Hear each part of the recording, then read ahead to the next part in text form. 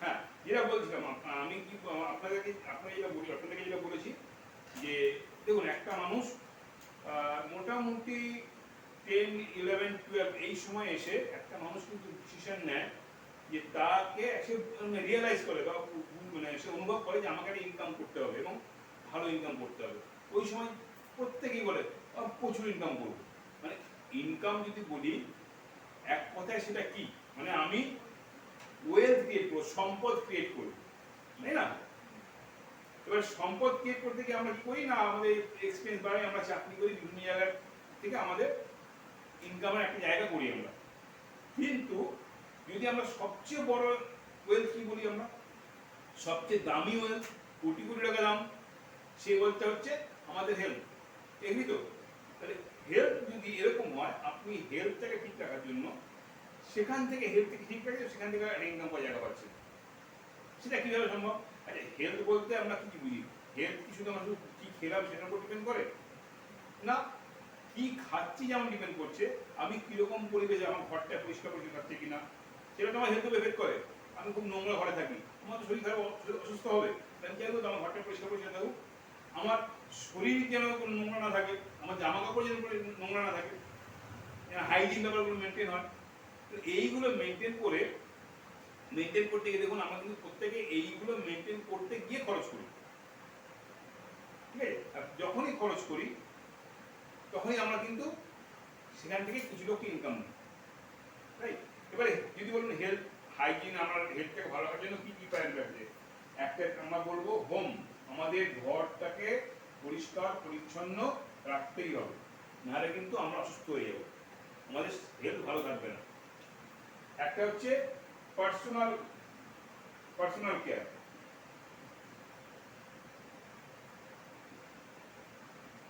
ঠিক আছে? আর একটা হচ্ছে হেলথ কেয়ার।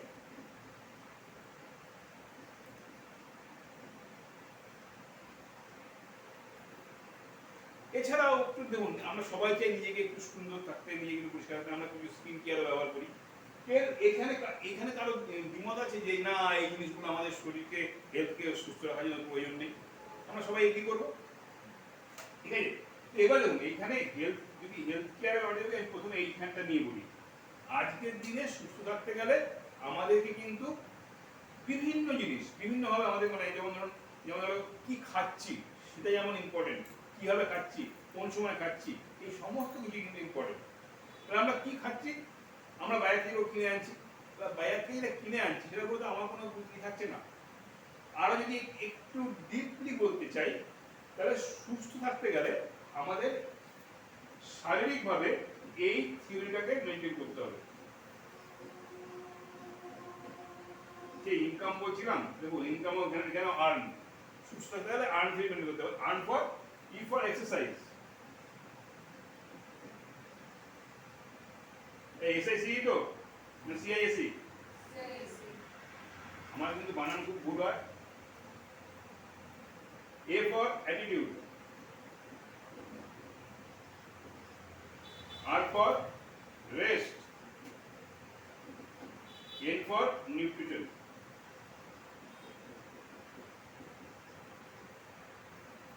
এবারে বলবেন এক্সারসাইজ। দেখুন এই চারটে জিনিস যদি আমরা ঠিকঠাক করে করি তবে গিয়ে কিন্তু একটা মানুষ সুস্থ করে। এটা 4 পিলার অফ কি বলবো গুড হেলথ। এবারে এক্সারসাইজ করার সময় কতজন পান বা পেলো, কতজন আমরা করি যদি সন্দেহ আছে। তো এখানে আমি একটা টিপ দেবো আপনাদের, আপনারা সবসময় জন্য সচল থাকুন, অ্যাক্টিভ রাখুন। তাতে কি হবে না, ব্লাড সার্কুলেশন বাড়বে, ব্লাড সার্কুলেশন বাড়লে সমস্ত জায়গায় অক্সিজেন নিউট্রিশন পৌঁছবে, শরীর ভালো থাকবে।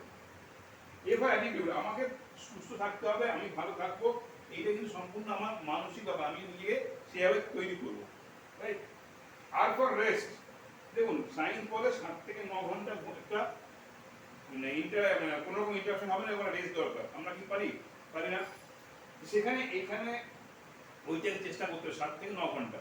না পারলে কিছু করার নেই, কারণ আজকে যা বিজি শিডিউল, আমরা যেভাবে ইনকাম করতে গিয়ে যেভাবে আমরা সময় চলে যায় আমাদের, তা আমাদের সেখানে হয়তো 7 থেকে 9 ঘন্টা 6 ঘন্টা মিনিমাম যেন হয়তো খেয়াল রাখবেন। আর এন ফর নিউট্রিশন, এই জায়গাটাকে নিয়ে আমি যেটা বলতে চাইছি, দেখুন এখানে কিন্তু আমরা কি করি, বাজার থেকে কিনে আনি, কিনে আনার পর আমরা যেটা পাই সেটা খাই, এবং সেখান থেকে বাজারে আমরা সবাই জানি কতটুকু ভালো জিনিস পাই বা কতটুকু ভেজাল জিনিস পাই। তো এই চারটি জায়গা, এখানে একটা আমাদের যেটা মেনলি হয়, এটাকে অনেক বড় করা যায়, আমি অত বড় করছি না। এখানে মেনলি যেটা হয়, আমরা যেটা খাই বেসিক্যালি পেট ভরানোর জন্য খাই, আমাদের শরীরে যেটা দরকার সেটা পুরোপুরি পাই না।